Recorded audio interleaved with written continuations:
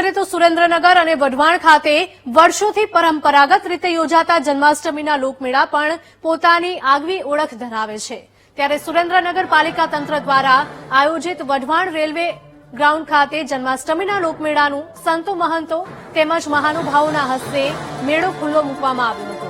આજથી શરૂ થનાર આ મેળો આગામી તારીખ 29 ઓગસ્ટ સુધી ચાલશે। વિવિધ રાઇડ્સ આ મેળામાં આકર્ષણનું કેન્દ્ર બની રહેશે। તેમજ વઢવાણ ખાતે યોજાતા જન્માષ્ટમીના લોકમેળામાં દરરોજ રાત્રે લોક ડાયરો, મ્યુઝિકલ નાઇટ, રાસ ગરબા, દેશભક્તિના ગીતો સહિતના સાંસ્કૃતિક કાર્યક્રમો પણ યોજાશે।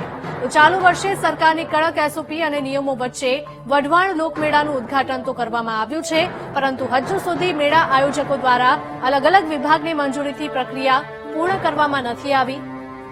ત્યારે મેળા આયોજકો મંજૂરીને લઈને પણ હાલ અવઢવમાં મુકાયા છે।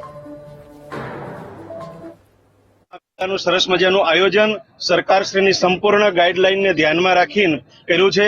ત્યારે આ મેળાનો આ જિલ્લાની જનતા વધારેમાં વધારે લાભ લે અને નિર્વિઘ્ને આ મેળો સંપન્ન થાય એવી શુભકામનાઓ પાઠવું છું। આ શ્રાવણ મહિનાની અંદર જે મેળાઓ થતા હોય છે ત્યારે લોકોમાં પણ એક નવી ઉર્જા પેદા થાય એવા મેળા હોય છે। ત્યારે આ મેળાને આપણે બધા સાથે મળીને વઢવાણ અને વઢવાણની આજુબાજુના ગામના તમામ લોકો આ મેળાનો આનંદ માણે, આ મેળાનો મજા લે અને મેળા સંચાલકોએ સરકારની ગાઈડલાઈન મુજબ જે કઈ સૂચનાઓ હોય છે સૂચનાઓને અનુલક્ષીને જ કલેક્ટરશ્રીએ મંજૂરી આપેલી હોય છે અને એ સૂચનાઓનું દરેકે દરેક મેળા આયોજકોને ત્યાં એની ગાઈડલાઈન પણ આપેલી હોય છે અને દરેકે દરેકને એની સૂચનાઓ પણ આપેલી હોય છે। ત્યારે આ મેળાના જે સૂચનાઓ સરકારની છે એ સૂચના મુજબ જ આ મેળાનું પાલન